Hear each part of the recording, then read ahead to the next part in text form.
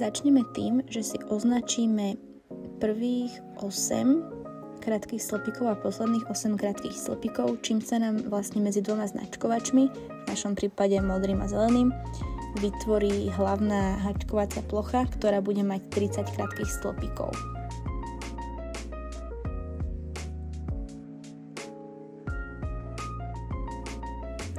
Na papieri, kde vidno náš vzor, si teda odpočítame, že koľko oranžových ideme robiť. Na začiatku je to teda 11 oranžových krátkych stĺpikov, potom tie krížiky sú biele stĺpiky, čiže 7, potom zase 4 oranžové a 1 biely a dokončíme ten rad oranžovými.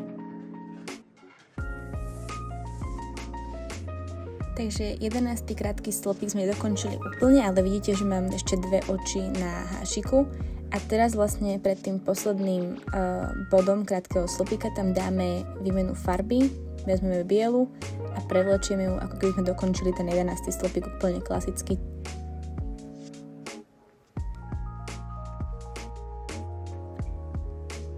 Následne pokračujeme ďalšími 6 krátkými stĺpikmi, aby sme ich teda dokopy mali 7. A teda robíme ich tejto bielej farbe.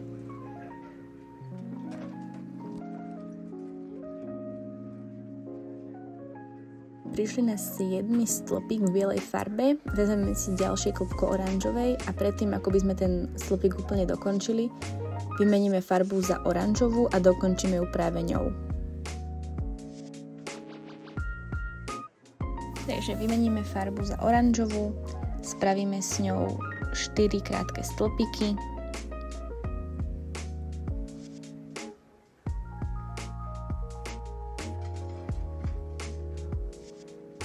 Pred koncom toho 4. znovu nadpojíme bielu natanu, tentokrát z ďalšieho klbka, aby sa mi to tam vzadu nemixovalo. A pokračujem teda 1 krátky stĺpik v bielom, čiže si ju hneď vlastne vymením za oranžovú. Prevlečiem oranžovú, mám dokončený 1 biely krátky stĺpik a už iba dokončím rad oranžovou.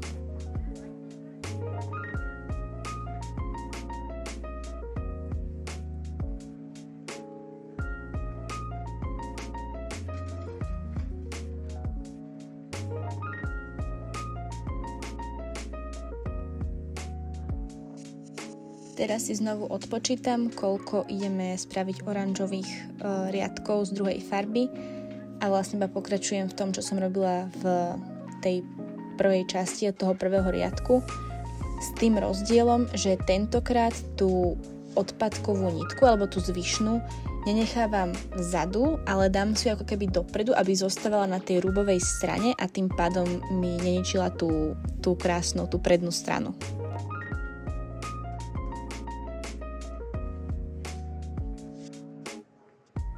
Odporúčam si ten vzor buď prekresliť alebo vytlačiť, aby ste si do toho ľahšie mohli zaznačiť, že koľko oranžových a koľko bielých máte spraviť. A rovnako ďalšia dôležitá vec je, že keď háčkujem tento vzor alebo akýkoľvek iný vzor, tak nepozerám na vzor, ktorý mám na papieri iba sprava doľava, ale vlastne každý druhý rad pozerám iba sprava doľava. Hej? Čiže prvý idem sprava doľava, potom druhý rad idem zľava doprava. Zase tretí idem sprava doľava, štvrtý zľava doprava.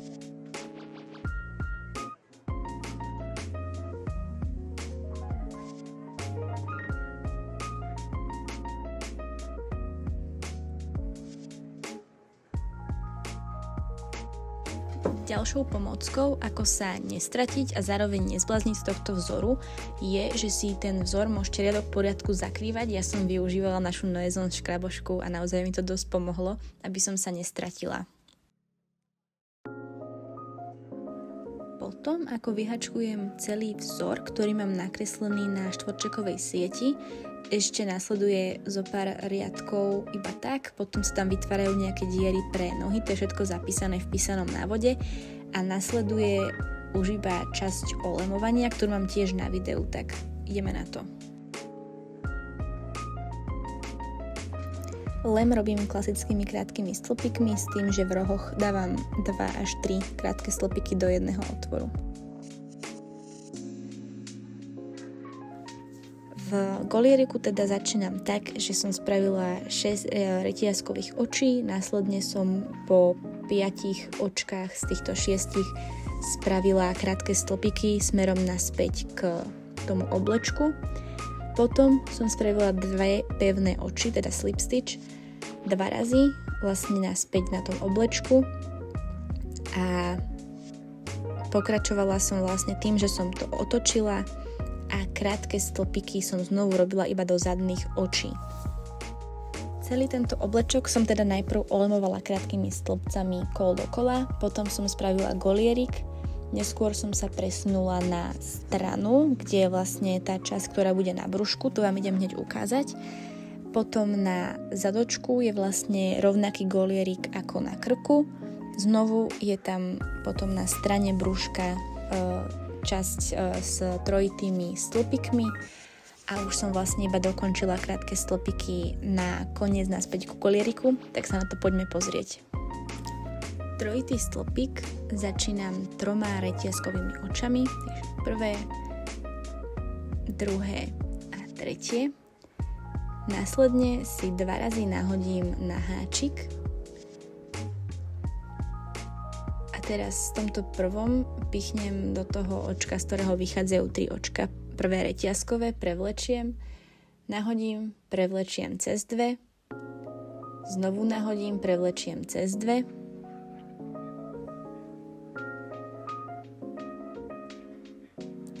a znovu nahodím a prevlečiem cez 2. Dvakrát omotám, pichnem do ďalšieho, nahodím, prevlečiem, nahodím, prevlečiem cez 2, nahodím, prevlečiem cez 2. Táto vlnka ma niekedy zrádzala viac ako môj jazyk aktuálne pri tomto nahrávaní. Navlečiem, prevlečiem cez 2.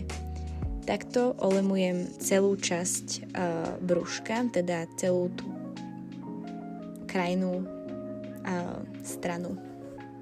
Pokračujem teda ďalej trojitými stĺpikmi, čiže 2-krát omotám, pichnem, prevlečiem, navlečiem, prevlečiem cez 2, navlečiem, prevlečiem cez 2, navlečiem, prevlečiem cez 2.